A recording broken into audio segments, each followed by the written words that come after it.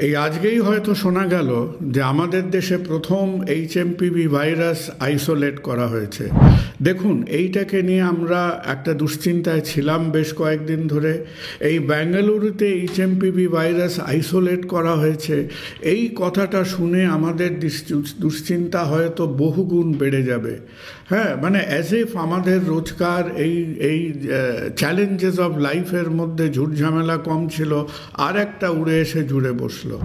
প্রথম কথা হলো, এইচএমপিভি ভাইরাস এবং তার সিমিলার ভাইরাস আমরা আগে বহুবার দেখেছি। 2001 সালে এই ভাইরাসকে প্রথম দেখা গিয়েছিল অল্প বয়সী ছেলেমেয়ের মধ্যে। আমাদের মধ্যে যে বছরে কয়েকবার করে রেসপিরেটরি ইনফেকশনগুলো হয়, প্যাচে জ্বর সর্দি কাশি হয়, তাতে এই আরএসভি রেসপিরেটরি সিনসিটিয়াল ভাইরাস, আমাদের এই এইচএমপিভি, এই ধরনের ভাইরাস আমরা বহুবার দেখেছি।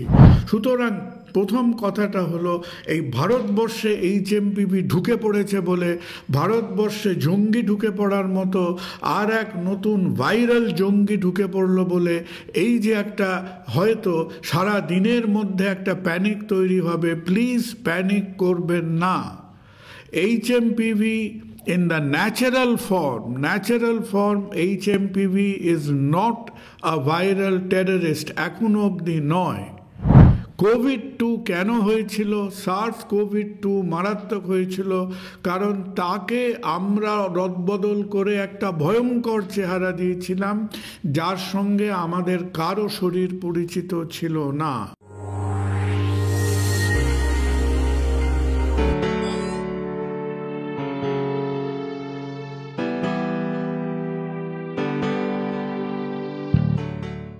নমস্কার।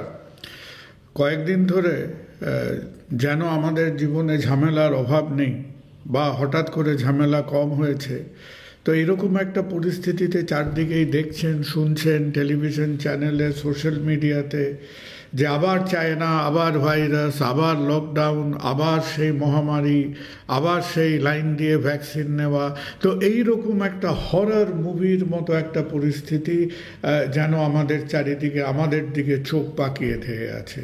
দেখুন, জিনিসটাকে যতটা আমরা এখনো জানি সেই অনুযায়ী জিনিসটাকে একটু পরিষ্কার করা যাক।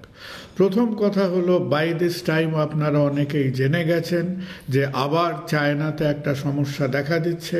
অ্যাকচুয়ালি শুধু চায়নায় নয়, চায়নার সঙ্গে সঙ্গে চায়নাতেও ডিটেক্টেড হয়েছে, মালয়েশিয়াতেও হয়েছে, হয়তো দেখবেন ইউরোপেরও কয়েক জায়গায় হচ্ছে।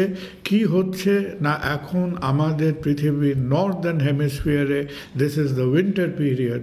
এই স্প্রিংয়ের শেষে উইন্টার পিরিয়ড যখন শুরু হচ্ছে, তখন আমাদের বিভিন্ন রকমের রেসপিরেটরি ট্র্যাক্ট ইনফেকশন, যেগুলো most commonly caused by viruses.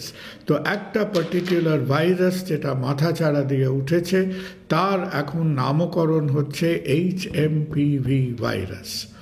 প্রথম কথা হলো কোভিডের ব্যাপারটা, আর এই যে HMPVকে দেখা যাচ্ছে, এর সঙ্গে আপনি একদম খাতা পেন্সিল নিয়ে সেই ভাইরাস, তার ছবি এঁকে, তার ক্লাসিফিকেশন, তার জেনেটিক কম্পোনেন্ট নিয়ে এক্ষুনি পাণ্ডিত্য করতে হবে না। প্রথম কথা যেটা মাথায় রাখুন, যে কোভিড আমাদের কাছে সেই রকম দুর্বার হয়ে ছুটে এসেছিল, তার একটাই কারণ ছিল SARS-CoV-2। SARS-CoV-2 সেই বিশেষ, সেই পার্টিকুলার ভাইরাসটা একেবারে নতুন, একেবারে অপরিচিত। ওই SARS-CoV ফ্যামিলির আগে দু একটা ভাইরাসের সঙ্গে SARS-CoV-1 এবং তার কিছু জ্ঞাতিগোষ্ঠীর সঙ্গে আমাদের আগে আলাপ ছিল। ওই পরিবারের দু একটা ভাইরাস মধ্যে মধ্যে আমাদের কিছু এপিডেমিক গোছের রেসপিরেটরি ইনফেকশন করে গেছে। কিন্তু SARS-CoV-2 আমাদের কাছে সম্পূর্ণ অপরিচিত, অজানা একটা ভাইরাস। যে ভাইরাসটা কেবল অজানা নয়, সেই ভাইরাসটাকে একটা ক্ষমতা দিয়ে দেওয়া হয়েছিল। this virus was made in the lab, an artificially human engineered virus, যে ভাইরাসটাকে ক্ষমতা দিয়ে দেওয়া হয়েছিল যে আমাদের রেসপিরেটরি ট্র্যাক্টে ঢুকে, লাংসের মধ্যে ঢুকে, ওপর থেকে নিচ অবধি সংক্রমণ করে একেবারে জিনিসটাকে ছাড়খাড় করে দেওয়ার জন্য। তাহলে এখনো অবধি এই HMPV ভদ্রলোকের সঙ্গে SARS-CoV-2 এর তফাৎটা হলো HMPV ভাইরাসটাকে যেভাবে, যে চেহারায়, তার যে KYC বলতে পারেন, ভাইরাসের একটা KYC থাকে, তার ডিটেলস থাকে। আমার আপনার যেরকম আধার কার্ড আছে, যদি ভাইরাসের আধার কার্ডটা দেখেন at this point of time, এটা একটা সিঙ্গল স্ট্র্যান্ডেড RNA ভাইরাস। এই ধরনের ভাইরাস আমরা 2001 সাল থেকে দেখে আসছি। এই ধরনের ভাইরাসের ক্লোজ জ্ঞাতিগোষ্ঠী যারা, যেমন রেসপিরেটরি সিনসিটিয়াল ভাইরাস, এটা অনেক বছর ধরে, বছরে 1 দফা 2 দফা করে বাচ্চাদের চেস্ট ইনফেকশন করে। কেবল বাচ্চাদের নয়, মাঝে মধ্যে বয়স্কদের হয়। আর যে কোনো ইনফেকশন, যারা খানিকটা অসুস্থ, যাদের ইমিউনিটি কম, যেমন ধরুন যারা বিভিন্ন ক্যান্সার, ট্রান্সপ্লান্ট, লিউকিমিয়া এইসব কারণে ওষুধ খাচ্ছেন, সেই ইমিউনোসাপ্রেসড মানুষদেরও এই ব্যাপারটা দেখা যায়। তাহলে ফার্স্ট অফ অল, এখনও আজ অবধি এই যে জানুয়ারির মাসের প্রথম সপ্তাহে বসে আমরা কথা বলছি, at this point of time definitely point number 1 এর প্রাদুর্ভাব বেড়েছে, পয়েন্ট নাম্বার 2 এটা রেসপিরেটরি ভাইরাস, পয়েন্ট নাম্বার 3 হলো এটা একটা পরিচিত নোন রেসপিরেটরি ভাইরাস, এটা কোনো অজানা আননোন ভাইরাস নয়। তাহলে জানা এবং অজানার তফাৎটা কি? যে আমাদের প্রত্যেকের, আমি, আপনি যে কজন লোক আছেন, প্রত্যেকের এই ধরনের RNA রেসপিরেটরি ইনফেক্টিভ ভাইরাসের সঙ্গে একটা এক্সপোজার আগে ভাগে হয়ে রয়েছে। তার মানে সে যে একেবারে প্রথম ধাক্কাতেই আমাদের ধরাশায়ী করে দেবে, একটা 3 to 5% মতো মর্টালিটি রেট থাকবে, এখনো অবধি সেই রকম সম্ভাবনা দেখা যাচ্ছে না। যারা হয়তো শস্যের মধ্যে ভূত দেখছেন, তারা আবার চায়না করে লাফিয়ে উঠছেন। দেখুন, আপনি চায়নাকে চান কি চান না সেটা আপনার ব্যাপার, কিন্তু চায়নাতে জিনিসগুলো দুটো জিনিস হয়, চায়নাতে বেশি হয়। কেন হয়? কারণ China is located in a higher latitude than India. আমাদের যে শীতের পরিবেশ পরিস্থিতি, টেম্পারেচার, চায়নায় winter is 5 times more harsh, সাংঘাতিক। চায়নায় কোথায় হয়? চায়নার নর্দার্ন ডিস্ট্রিক্টসে হয়। যে কোনো দেশে এই শীতের সমস্যা বলে আগের আমাদের একটা ভিডিও আছে, সেটা শুনে দেখবেন, যে শীতে যেসব দেশের মধ্যে একটা অ্যাব্রাপ্ট চেঞ্জ ইন টেম্পারেচার হচ্ছে, আমাদের শরীরের যে ডিফেন্স মেকানিজম কোপ করে উঠতে পারে না শীতের সময়, ওই জন্যে এই ভাইরাসগুলো বেশি। শীত চায়নায় সেই কারণে কোথায় দেখা দিচ্ছে? নর্দার্ন চায়নায় দেখা দিচ্ছে। আর একটা জিনিস যেটা সবাইকে হতচকিত করে, যে কিছু তার মধ্যে ফেক ভিডিও আছে, কিন্তু সব কটা ফেক ভিডিও নয়। যে বিভিন্ন সোশ্যাল মিডিয়া দেখবেন যে চায়নার ওপিডিতে, হাসপাতালে শয়ে লোক সেই ড্রিপ বোতল আর স্যালাইন নিয়ে বসে আছে। চায়নায় একটা অদ্ভুত ব্যাপার আছে, ওই আমাদের এক সময় হতো না, কেউ একটা পেটে ব্যথা, মাথা ব্যথা নিয়ে আমাদের যখন ইমার্জেন্সি করতাম, হাসপাতালে গেলেই বলতো, ডাক্তারবাবু একটা ইঞ্জেকশন দিয়ে দিন।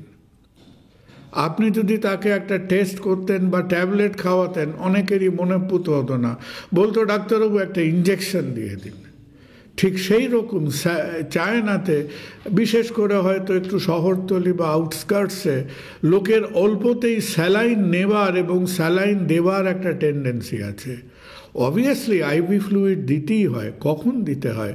যখন কারো হয়তো ডিহাইড্রেশন হয়ে গেছে, হাই ফিভার হয়ে গেছে, ডিহাইড্রেশনের জন্যে তার হয়তো একটু শরীরটাকে শুকনো শুকনো মনে হচ্ছে, আইভি ফ্লুইড বেশি দরকার হয় আইদার আইভি অ্যান্টিবায়োটিক্স দিতে গেলে বা গ্যাস্ট্রো, আমাদের ইন্টেস্টাইনাল প্রবলেমে যাদের ডায়রিয়া হয়, শরীর থেকে অনেক জল বেরিয়ে যায়, বমি হয়, সেই কন্ডিশনে একেবারে খোলামকুচির মতো যারই জ্বর হয়েছে, কাশি হয়েছে, তাকে ধরে ধরে আইভি ফ্লুইড দেওয়াটা একটু অদ্ভুত। কিন্তু শোনা যায় যে চায়নাতে এই মান্ধাত্তা আমলের বা একটা অদ্ভুত ধরনের প্রবণতা আছে। তো বাংলায় না হলেও তাদের মানুষরা গিয়েও হয়তো তাদের ম্যান্ডারিন ভাষায় ডাক্তারদের গালমন্দ করেন, ডাক্তাররাও খুব একটা কিছু না করে বহু লোককে বসিয়ে একটা আইভি ড্রিপ চালিয়ে দেয়। It happens over there. তাহলে অবশেষে এখন আমরা যেখানে আছি, ইট ইজ ভেরি ট্রু যে বেশ কিছু জায়গায় এই এইচএমপিভি ভাইরাসের একটা প্রাদুর্ভাব তারা মাথা চাড়া দিয়ে উঠেছে। বহু মানুষের চেস্ট ইনফেকশন হচ্ছে, সপ্তাহ 5 to 7 days লাস্ট করে। কোনো পার্টিকুলার ধলি আর যাই করুন অ্যান্টিবায়োটিক খাবেন না। ফ্লুইডস, জ্বর থাকলে একটু প্যারাসিটামল, একটু রেসপিরেটরি ফিজিওথেরাপি করবেন। নিজেকে অন্যান্য মানুষের সঙ্গে, বিশেষ করে অল্প বয়সী ছেলে মেয়েদের সংস্পর্শে আসবেন না, বুড়ো বুড়িদের সংস্পর্শে আসবেন না, একটু সাবধানে রাখবেন, দেখবেন ইটস ইনফেকশন উইল রিজলভ। এই মুহূর্তে এক্ষুনি প্যানিক বাটন প্রেস করার কোনো কারণ নেই। চায়না অন্তত দেখেছে, চায়না অন্তত স্বীকার করেছে। আমাদের দেশে কটা ডায়াবেটিক আছে আমরা এখনো জানি না। সুতরাং বুঝতেই পারছেন, আমাদের যদি কারো 3 দিন জ্বর হয়, সেই সংখ্যা কি আমরা কোনোদিন গুনে উঠতে পারবো বলে এমনিতেও মনে হয় না। তাই ব্যাঙ্গালোরে এইচএমপিভি আইসোলেট করেছে বলে এই মুহূর্তে প্যানিক করবেন না, সজাগ থাকুক, যাতে স্প্রেড না করে, আমরা সাবধানে থাকি। এই ধরনের ভাইরাল ইনফেকশন বহুবার আগে হয়েছে, আবারও হবে। আমরা যতক্ষণ না ভাইরাসগুলোকে ভয়ানক করে তুলব, ততক্ষণ এই ভাইরাসগুলো অন্য 5টা ইনফেকশনের মতো আসবে, কিছু লোকের মধ্যে সংক্রমণ হবে, আবার চলে যাবে। নমস্কার। অস্ক্লেপিয়া হেলথে রয়েছেন নানা ক্ষেত্রের বিশেষজ্ঞ ডাক্তার, যারা আপনার সমস্ত চিকিৎসা ঘটিত সমস্যার সমাধান করে দেবেন অনলাইন। মাত্র কয়েকটি ক্লিকে বুক করে ফেলুন ডাক্তারের অ্যাপয়েন্টমেন্ট। ডাউনলোড করুন অস্ক্লেপিয়া হেলথ। ভালো থেকো।